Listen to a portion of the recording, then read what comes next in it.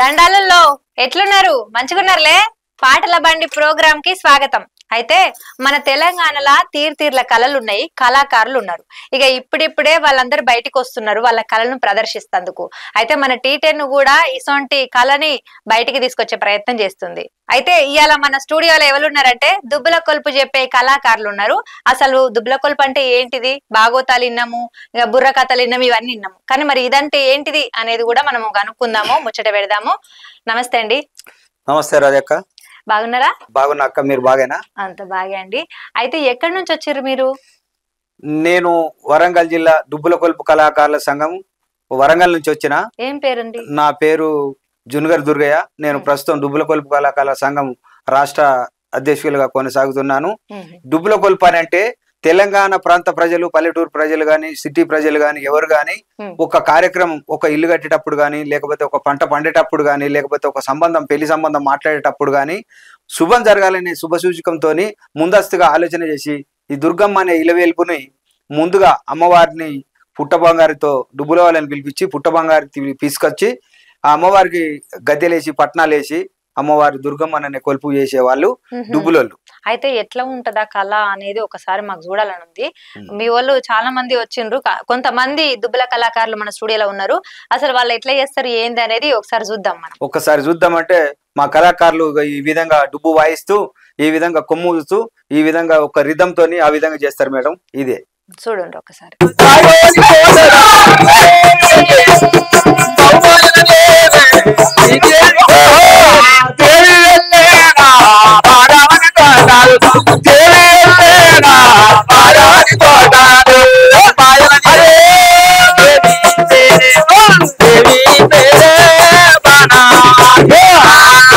చూసిండ్రు కదా ఇట్లా ఉంటది అన్నట్టు ఇలా కళ. ఇదివరకేమో బుర్ర కథలు, ఇవేంటివి మన హరికథలు చెప్పేది, ఇవన్నీ చెప్పేది. అసలు ఇది ఏ కోవా కిందికి వస్తుంది? ఇది ఈ దుబ్బుల కొలుపు చేసే వాళ్ళు మేము బెస్త కేటగిరీ నుంచి వచ్చిన వాళ్ళం. బెస్త తెగ నుంచి మేము ఈ దుబ్బుల కొలుపు కళాకారులు అనేది ఉద్భవించినాము. మాకు ఈ బెస్త తెగ నుంచి ప్రత్యేకమైన గుర్తింపు కావాలనే ఉద్దేశంతో దుబ్బు కొలుపు కళాకారులకు ప్రత్యేకంగా గుర్తింపు కావాలనే ఉద్దేశంతో మేము ఈ కళను ముందుకు తీసుకొచ్చినాం మేడం. ఈ దుబ్బుల కొలుపు అనేటువంటి ఈ కళ ఏడ ప్రదర్శిస్తారు, ఎప్పుడు ప్రదర్శిస్తారు? ఒకసారి మీ మాటలో చెప్పండి.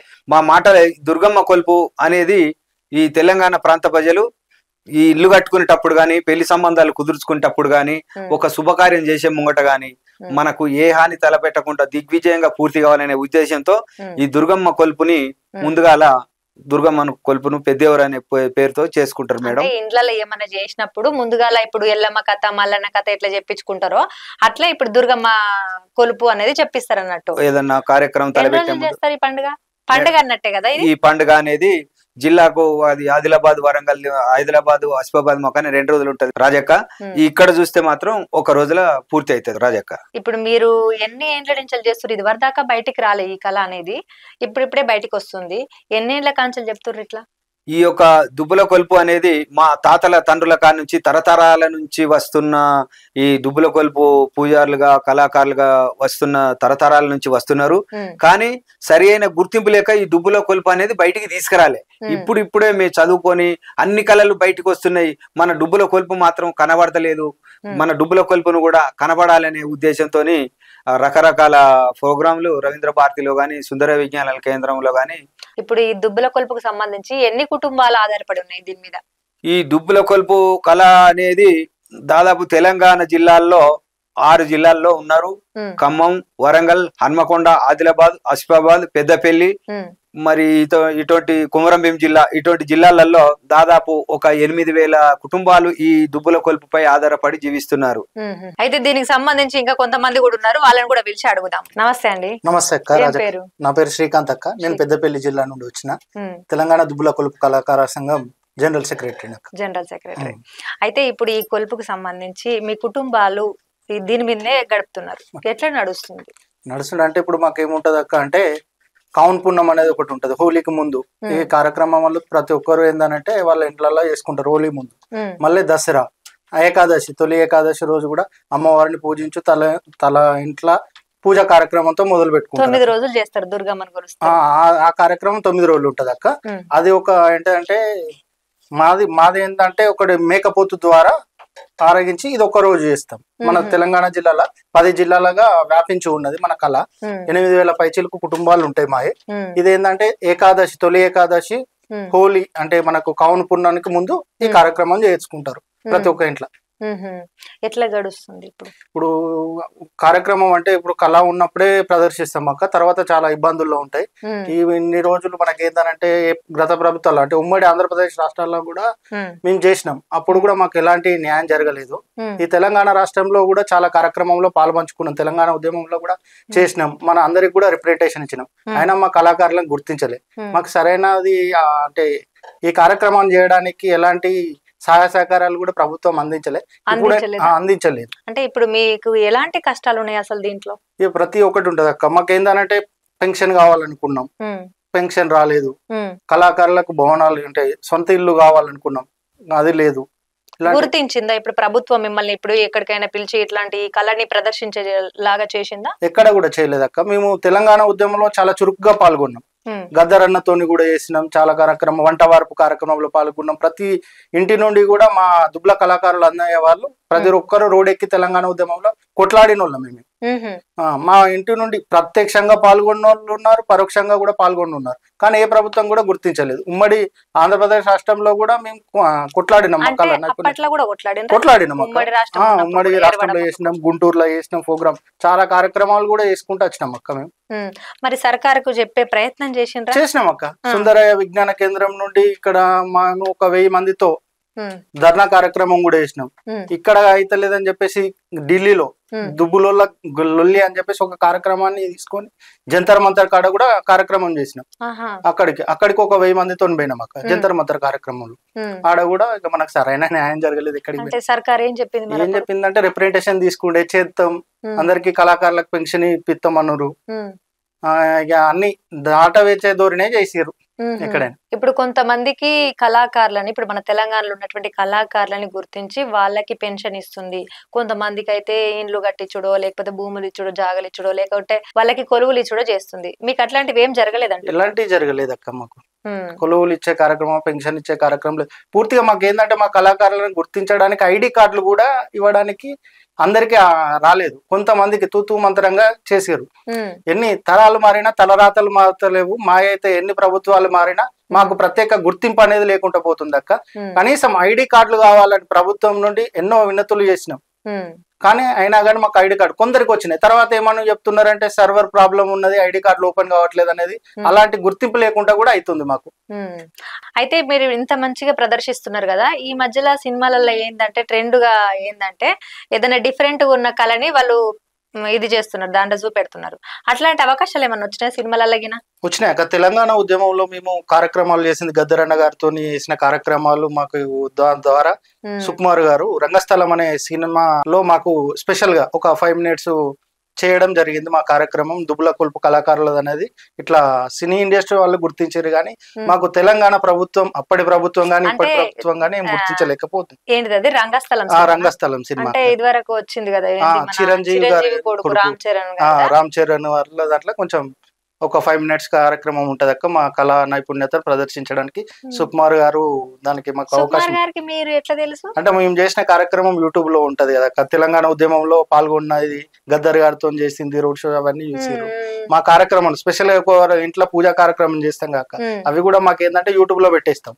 దాన్ని అలా డైరెక్టర్ వాళ్ళు చూసి ఇదైతే బాగుంటది అని చెప్పేసి అని చూసి ఇదేదో కొత్తదనంగా ఉందని చెప్పేసి అని అడగడంతో మాకు ఫోన్ వచ్చింది. ఫోన్ వచ్చినాక ఎవరెవరంటే ఇట్లా సో అండ్ సో అని చెప్పి సుకుమార్ గారు మాట్లాడారు. రాత్రి అని చెప్పేసి అంటే పోయి చాలా ఇక మాకు చాలా సంతోషంగా అనిపించింది అక్క. చాలా మంది కూడా ఇప్పటికి కూడా మమ్మల్ని రంగస్థలం అని చెప్పేసి అని అంటారు. మా కరీంనగర్ రంగస్థలంలో యాక్టింగ్ చేసిరు కాబట్టి రంగస్థలం కళాకారులు అని కూడా అంటారు అక్క. కాకపోతే ప్రభుత్వాలు గుర్తించలేకపోతుంది. మా బాధ ఏంటంటే సినీ పరిశ్రమ గుర్తించింది కానీ ప్రభుత్వాలు, పోయిన ప్రభుత్వం గానీ ఈ ప్రభుత్వం గానీ ఎన్నో వినతి పత్రాలు ఇస్తున్నాం అక్క. కానీ మా కళా నైపుణ్యతను ఇంకా పెంపొందించుకోవడానికి ఏమన్నా ప్రత్యేక సమకూర్చాలి. ఇప్పుడు మాకు డుబ్బు వాయిద్యాలు ఉంటాయి అక్క.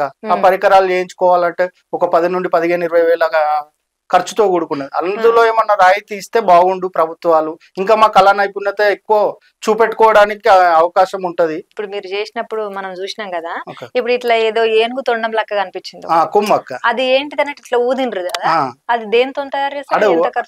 అడవి గేదె అక్క, అడవి గేదె కుమ్మ అది దాంతో. అంటే ఇప్పుడు ఇవన్నీ మీకు సమకూర్చితే మీరు ఈజీగా ఇవన్నీ చేసుకొని మీ కళని ప్రదర్శించుకోవాలి. మా కళాకారుల దాంట్లో సామాగ్రి ఏముంటదంటే గుమ్మడి తేకు దుబ్బు అక్క, జింక తోలు అనేది ఉంటది. మనకి అప్పట్లో పురాణాలలో అడవులలో ఏముండదంటే జింక తోలు, ఆ జింక తోలు ఉండేది.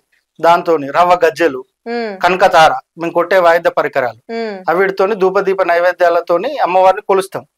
అలాంటి పరికరాలు సమకూర్చుకోవాలంటే ఇప్పుడు గుమ్మడి తేపు దుబ్బు మన దగ్గర అవైలబుల్ ఉంటలేదు. అది మనకు అడవులలో ఉన్న కాడికే పోవాలి. ఇప్పుడు జింక తోలు అనేది బ్యాన్ అయిపోయింది. ఆవు చర్మమా లేకుంటే ఏదన్నా తోలు పెట్టుడే, తోలు పెట్టి వాయిద్యం చేయించుకొని పరికరాలు మాకు ఒక 50-60 వేల ఖర్చు ఉంటది అక్క. దాన్ని వాయిద్యాలు పరికరాలన్నీ మీకు కావాలంటే 50-60 వేలు కావాలి. ఆ కార్యక్రమం కొందరికి ఏంటంటే కడు పేదరికంలో ఉన్న కళాకారులు కూడా ఉన్నారు. కొందరు ఇంత మాత్రాన చేసుకునే వాళ్ళు ఉన్నారు. వాళ్ళకి ఆ కళ చేసుకుంటేనే బతికే జీవనోపాధి పొందే వాళ్ళం ఉన్నాం. కాకపోతే ప్రభుత్వాలు ఏమన్నా గుర్తించి మాకు ఈ కళాకారులను ఇట్లా గుర్తించి మాకేమన్నా సదుపాయాలు కల్పించి రాయితీ ఇచ్చింది అనుకో, చాలా అద్భుతంగా చేసుకుంటాం. ఇప్పుడు సినిమా ఇండస్ట్రీ వాళ్ళు పిలిచి ఇచ్చిర్రక్క, మాకు ఆ కార్యక్రమానికి పోయినందుకు కొంచెం మా పారితోషిక ప్రకారం కొంచెం అమౌంట్ కూడా సేకరించారు, మాకు ఇచ్చారు. అయితే ఇప్పుడు మీకు సినిమా వాళ్ళు కూడా గుర్తించిండ్రు, మీకు సంతోషమైంది. సర్కారు కూడా మమ్మల్ని గుర్తించి ఏదన్నా ఇప్పుడు పెన్షన్ ఇతర కళాకారులకు, జానపద కళాకారులకు ఏ విధంగా ఏం లేదక్క. మాకు మేము చేసుకుంటే గదే కళ ఉన్నప్పుడు చేసుకుంటాం, కళ లేనప్పుడు ఏం లేదు, సపరేకుండుడే. ఆ కళ అనేది కూడా ఏందనంటే కౌన్ పూర్ణముకు ఉంటది, తొలి ఏకాదశి దసరాకి ఎక్కువ ఉంటది అక్క. అయితే ఇప్పుడు ఏదైతే పని దినాలు ఉన్నాయో ఆ పని దినాలనే మీకు పని దొరుకుతుంది, తర్వాత అంతా ఒట్టిగానే ఉండు. మళ్ళా ఇల్లు సంసారం గడవాలంటే కష్టమే. ఇంకా ఎవరైనా మా కళాకారులు అంటే ఇప్పుడు మేము ఆ తరం అయిపోతుంది అక్క, మా తరం అయిపోయినాక ఇంకా యువతరానికి కావాలని అన్నా గానీ మాకు సమకూర్చుకోవడానికి పరికరాలు, వాయిద్య పరికరాలు అయితే వెరీ ఇంపార్టెంట్ అక్క. వాయిద్య పరికరాలు అనేది సమకూర్చుకోవడానికి ప్రభుత్వం ఏమైనా రాయితీ ఇస్తే బాగుండని మా ఒపీనియన్. అయితే మీ డిమాండ్లు ఇవి, మీరు ఇట్లా డిమాండ్ చేస్తున్నారు సర్కార్కు. అయితే ఇప్పుడు మరి ముందలే ఇంకా కొంతమంది మీ ఇప్పుడు ఈ కళ ఏదైతే ఉందో దుబ్బెల కొలుపు అనేది దాంట్లోకి రావాలి అనుకునే వాళ్ళకి ఏం చెప్తారు మీరు? ఏం చెప్తామంటే మాకు ప్రభుత్వం నుండి ఏదైనా గుర్తింపించి క్లాసులు లాంటివి ఏమైనా ఏర్పడిస్తే సాంస్కృతిక కార్యక్రమాలలో ఇది అని చెప్పేసి మా కళ నైపుణ్యతను మా నుండి ఇతర తరాలకు అందించే విధంగా ఉండాలంటే వాళ్ళు ప్రభుత్వం ఏదైనా ప్రోత్సాహకాలు ఇచ్చి మాకు వాయిద్య పరికరాలను సమకూరిస్తే ఇంకా రాబోయే తరాలతో వాళ్ళకి నేర్పించడానికి మీరు నేర్పిస్తారు, సిద్ధంగా ఉన్నాం అక్క. వేరే వాటిల్లో కూడా ఇప్పుడు వచ్చేటోళ్ళకి, కొత్తగా వచ్చేటోళ్ళకి కూడా నేర్పిస్తాను సిద్ధంగా ఉన్నాం. కానీ సర్కారు సహాయం చేస్తే ఖచ్చితంగా చేస్తామని అంటున్నాం. అయితే మీరు ఇప్పుడు ఇంత దూరం వచ్చారు, ఎక్కడెక్కడ నుంచో మన T10 స్టూడియోకి వచ్చిండ్రు. ఇక్కడ నుంచి మీరు ఇప్పుడు T10 వేదికగా సర్కార్ని ఏం కోరుతున్నారు?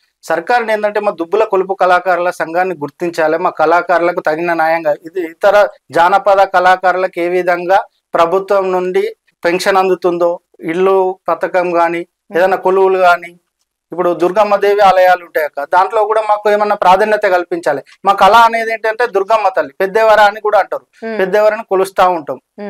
మాకు కూడా అలాంటి న్యాయం ఇప్పుడు ఇతర జానపద కళాకారులకు ఏ విధంగా న్యాయం చేస్తుందో ప్రభుత్వాలు, మాకు అదే విధంగా న్యాయం చేయాలని మేము ఈ ప్రభుత్వాలని కోరుతున్నాం. అయితే మీకున్న సమస్యలని సర్కార్ దృష్టికి తీసుకుపోయినరు, జంతర్ మంతర్ కాడ కూడా మీరు ప్రదర్శించారు మీ కళని, మీకు సరైనటువంటి న్యాయం జరగలేదు.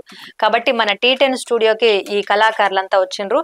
సో ఈ T10 స్టూడియోకి వచ్చిన అటువంటి దుబ్బుల కొలుపుకు సంబంధించిన ఈ కళాకారులందరికీ సరైన న్యాయం జరగాలని, సర్కారీలను గుర్తించి వాళ్ళకి కావాల్సినటువంటి సదుపాయాలని సమకూర్చాలని కోరుకుంటున్నాము. ఇంత దూరం వచ్చి మీ కళని ఇక్కడి వరకు చూపించి మీకు కావాల్సినటువంటి సదుపాయాలని గవర్నమెంట్ అడిగినరు. ధన్యవాదాలు. థ్యాంక్ యూ అక్క. ఇలానే మీ ద్వారానన్నా, మీ టీవీ ఛానల్ ద్వారానైనా మా తెలంగాణ దుబ్బుల కొలుపు కళాకారుల సంఘానికి న్యాయం జరగాలని మనస్ఫూర్తిగా కోరుకుంటూ మీరు పిలిచి ఇంటర్వ్యూ చేసినందుకు ప్రత్యేక ధన్యవాదాలు. ధన్యవాదాలండి. ఇది ఇవాళ ఇంటర్వ్యూ. ఇంకో ఇంటర్వ్యూతో మళ్ళీ కలుద్దాము. అదివరదాకా చూస్తూనే ఉండ్రి పాటల బండి ప్రోగ్రాం.